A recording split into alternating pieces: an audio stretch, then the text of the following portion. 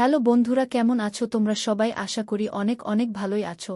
আর তোমাদের ভালোবাসায় আমি অনেক ভালো আছি, কারণ তোমরা আমাকে যে পরিমাণে ভালোবাসা দিয়েছ এবং সাপোর্ট দিয়েছ তা আমি কোনোদিন ভুলতে পারবো না। তাই তোমাদেরকে মজা দেওয়ার জন্য আবারও একটি নতুন গল্প নিয়ে হাজির হলাম। গল্পটি শোনার মতো আশা করি তোমাদের দাঁড়িয়ে যাবে। আজ আমি আমার বন্ধুর বাড়িতে গিয়েছিলাম। কিছুক্ষণ পর আমার বন্ধু আমাকে তার মায়ের সাথে রেখে বাইরে গেল। সে তার প্রেমিকার সাথে দেখা করতে গিয়েছিল বাড়িতে। তখন শুধু আমি আর আমার বন্ধুর মা, যাকে আমি আন্টি বলে ডাকি, আমরা দুজনেই ছিলাম। হঠাৎ আন্টি আমাকে তার ঘরে ডাকলেন।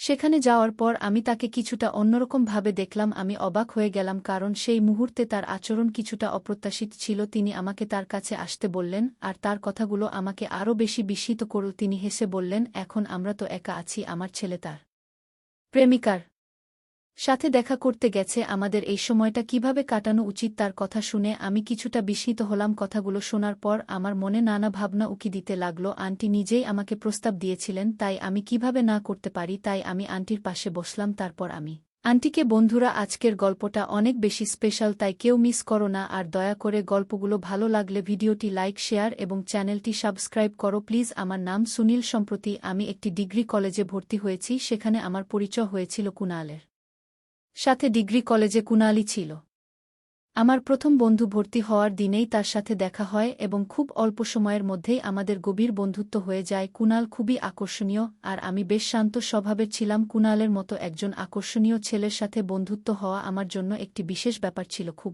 অল্প সময়ের মধ্যেই আমরা ভালো বন্ধু হয়ে গেলাম। কলেজ শুরু হওয়ার 1 মাস পরের কথা। সেদিন ছিল কুণালের জন্মদিন। যখন সে কলেজে এলো, আমি তাকে আমার সাথে মন্দিরে নিয়ে গেলাম। এরপর ক্লাস শেষ হলে কুণাল বলল, আজ বিকেলে আমি তোমায় নিতে আসব আমার জন্মদিন উপলক্ষে।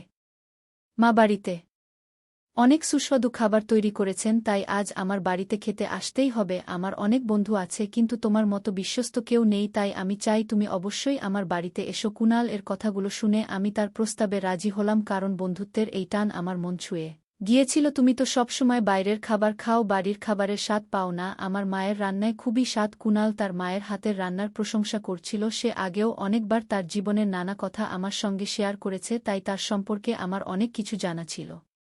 তার বাবা ছিলেন না, তার মা একাই তাকে বট করেছেন। এসব কথাও কুণাল এর মুখেই প্রথম শুনেছিলাম। সেদিন সন্ধ্যায় কুণাল আমাকে নিতে এলো। আমি তৈরি হয়ে তার বাড়ির দিকে রওনা দিলাম। তার জন্মদিনের উপলক্ষে তার মায়ের হাতে তৈরি সুস্বাদু খাবার খেতে বাড়িতে ঢুকতেই আমি একটি মেয়ে দেখতে পেলাম। সে পানির গ্লাস হাতে দাঁড়িয়ে ছিল। তাকে দেখে আমি অবাক হয়ে কুণালকে জিজ্ঞেস করলাম, তুমি তো বলেছিলে তুমি আর তোমার মা একাই থাকো, তোমার তো আর কেউ নেই, তাহলে এই মেয়েকে তোমার বোন নাকি? কুণাল আর তার সাথে মেয়েটি হেসে উঠল। কুণাল আমার কাঁধে হাত রেখে বলল, বন্ধু, এ আমার বোন না, এ আমার মা, আমার জীবনের সেরা মা। তিনি একাই আমাকে অনেক কষ্ট করে মানুষ করেছেন। তুমি যেটা ভেবেছ সেটা অনেকের ভাবনায় আসে। যখনই মা আমাকে নিয়ে মার্কেটে যান, অনেকেই আমাদের ভাই বোন মনে করে। কেউই বিশ্বাস করতে চায় না যে মার এত বড় ছেলে হতে পারে, কারণ তিনি নিজেকে খুব ভালোভাবে মেইনটেইন করেছেন। তিনি যোগ ব্যায়ামের বরভক্ত। প্রতিদিন ভোর 4টায় উঠে কোনোদিন বাদ না দিয়ে 1 ঘণ্টা ধরে যোগ ব্যায়াম করেন। এটাই আমার মায়ের তারুণ্যের রহস্য। কুণাল তার মায়ের প্রশংসায় মগ্ন ছিল। সে এসব বলছিল, আর ঠিক তখনই তার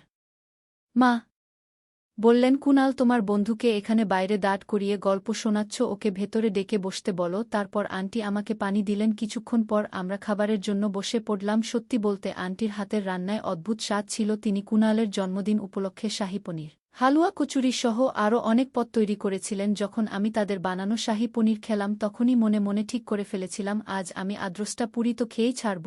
আমি খুব আনন্দ নিয়ে খাচ্ছিলাম, আর কুণালও আমার পাশেই বসেছিল। হঠাৎ কুণালের ফোন বেজে উঠল। তার কিছু ধুরা তাকে কেক কাটার জন্য ডেকে সে সঙ্গে সঙ্গেই যাওয়ার জন্য প্রস্তুতি নিল এবং বলল, আমি বেশি সময় নেব না, একটু কেক কেটে ফিরে আসছি, ততক্ষণ তুমি আরাম করে খাও। আন্টিও বললেন, আগে ভালো করে খেয়ে নাও, খাওয়া শেষ করে যাও। বলে কুণাল গাড়ির চাবি নিয়ে দ্রুত বেরিয়ে গেল। এরপর আন্টি এসে আমার পাশে বসলেন। বসার সঙ্গে সঙ্গে তিনি আমার থালা আরেকটা পুরি তুলে দিলেন। আমি লক্ষ্য করলাম আন্টি আমাকে এক অন্যরকম ভাবে দেখছিলেন এবং মাঝে মাঝে মুচকি হাসে। খাওয়া শেষ হলে আমি তাকে ডাইনিং টেবিলের বাসনপত্র তুলতে সাহায্য করতে শুরু করি। আমার কাজ দেখে আন্টি বললেন, তুমি তো একেবারে নিখুঁত ছেলে। কুণালের মুখে তোমার নাম অনেকবার শুনেছি। আমার ড্যাশিং কুণাল এর মতো একজন ছেলে, তোমার মতো সরল ও সাধারণ বন্ধু পেয়ে খুবই সৌভাগ্যবান। আমি বিশ্বাস করি তোমার সংস্পর্শে থেকে কুণালও তোমার মতো হবে। আন্টির কথা শুনে আমি হেসে দিলাম। এরপর তিনি আমার পরিবারের কথা জিজ্ঞেস করলেন। আমি তাকে জানালাম আমার পরিবার গ্রামে থাকে এবং আমি পড়াশোনার জন্য শহরে একা থাকি। আমরা কথাবার্তা চালিয়ে যাচ্ছিলাম, ঠিক তখনই কুনাল ফিরে এলো। আমাদের কথা বলতে দেখে কুনাল হাসতে হাসতে বলল, সুনীল, মা তোমাকে খুব পছন্দ করেছে। আমি কখনো দেখিনি মা আমার কোনো বন্ধুর সাথে এত কথা বলছে।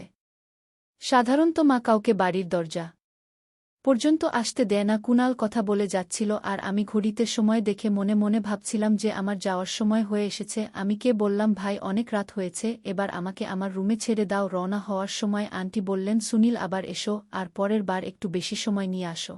এই বাড়িকে নিজের বাড়ি ভাবো। তারপর আন্টি আমাকে আলিঙ্গন করলেন। আমি বুঝলাম তার আচরণ একটু আলাদা ছিল। তাকে বিদায় জানিয়ে রুমে চলে গেলাম। পরের দিন কলেজে কুনালের সঙ্গে দেখা হলো। সে হাসতে হাসতে বলল, সুনীল, মা তোমার প্রশংসা করেই সারারাত কাটিয়েছেন। এত প্রশংসা তো আমাকে নিয়েও করেন না। আমি হেসে বললাম, কুনাল, সময়ের সঙ্গে সবকিছু বদলায়, তুমিও হয়তো একদিন আমার মতো হয়ে যাবে। দিনের পর দিন আমাদের বন্ধুত্ব আরও গভীর হচ্ছিল। একদিন কুনাল আমাকে বলল, মাকে বিকেলে বাজারে নিয়ে যেতে হবে, কাল তার অফিসে একটা ফাংশন আছে, তার জন্য কিছু কেনাকাটা করতে হবে। বিকেল 4টায় তুমি আমাদের বাড়িতে এসো, মাকে বাজারে নিয়ে যেও, কারণ আমি একটু ব্যস্ত আছি। কুনালের কলেজের এক মেয়ের সঙ্গে নতুন বন্ধুত্ব হয়েছিল এবং সে মেয়েটিকে ডেটে নিয়ে যেতে চেয়েছিল, তাই সে আমাকে তার মায়ের দায়িত্ব দিয়েছে। কুনাল তার মায়ের সাহায্য করার জন্য আমাকে পাঠিয়েছে কলেজে। আমি সাধারণত বিকেল 4টায় ক্লাস শেষ করতাম, আর সেদিনও তাই হয়েছিল। 4টায় আমার রুমে গিয়ে আমি কিছুক্ষণ বিশ্রাম নিয়েছিলাম এবং তারপর তৈরি হয়ে কুনাল এর বাড়ির দিকে রওনা দিলাম। কুনাল আমাকে তার বাড়ির দ্বিতীয় চাবি দিয়েছিল।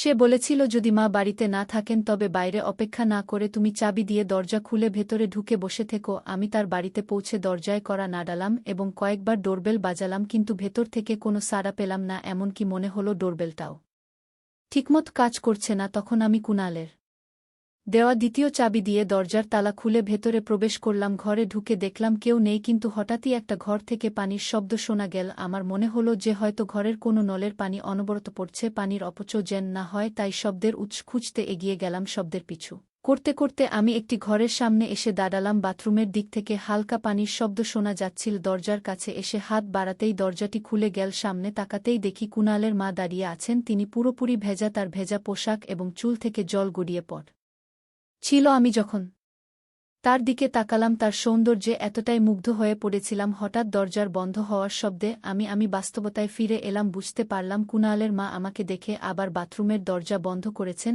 আমি ধীরে ধীরে হেঁটে ঘরের দিকে গিয়ে বসলাম। কিছুক্ষণ পরে তিনি ঘরে এলেন এবং জিজ্ঞাসা করলেন, সুনীল, তুমি এই সময় এখানে কিভাবে? আমি তাকে সব কথা খুলে বললাম এবং ক্ষমা চাইলাম। তিনি বললেন, এতে কিছুই হয়নি। আমি মোটেই বিরক্ত হইনি। তার কথা শুনে আমি কিছুটা বিব্রত হলাম। তিনি বললেন, তুমি এখানে কয়েক মিনিট অপেক্ষা করো, আমি একটু রেডি হয়ে আসছি। এরপর তিনি নিজের ঘরে গেলেন এবং কিছুক্ষণ পর সাধারণ পোশাকে ফিরে এলেন। তবুও তিনি এত সুন্দর লাগছিলেন যে আমার চোখ ফেরাতে পারছিলাম না। তিনি এসে আমার কাছে বসলেন এবং আমার চুলে হাত বুলিয়ে বললেন, সুনীল, তুমি এত কি ভাবছ? তিনি বললেন, চলো তাড়াতাড়ি করো, সন্ধ্যায় ফিরে এসে আমাকে রান্না করতে হবে। ওনার কথা শুনে আমি নিজেকে সামলে নিলাম এবং তার সাথে বাজারে যাওয়ার জন্য বেরিয়ে পড়লাম। বাইকে ওনার উঠার পর তিনি দু হাতে আমার কাঁধে ধরে বসলেন। যেখানেই যেতে চেয়েছিলেন আমি তাকে সেখানে নিয়ে যাচ্ছিলাম। বাজার থেকে বাড়ি ফিরে তিনি বললেন, আজ থেকে যদি আমাকে বাজারে যেতে হয় আমি তোমাকেই নিয়ে যাব, কারণ তুমি কোনো আপত্তি করো না। যেখানে আমি বলি তুমি সেখানে নিয়ে যাও, এতে আমার কাজ দ্রুত হয়ে যায়। না হলে তোমার বন্ধু কুনাল আমাকে একটা দোকানে নামিয়ে রেখে নিজে বসে থাকে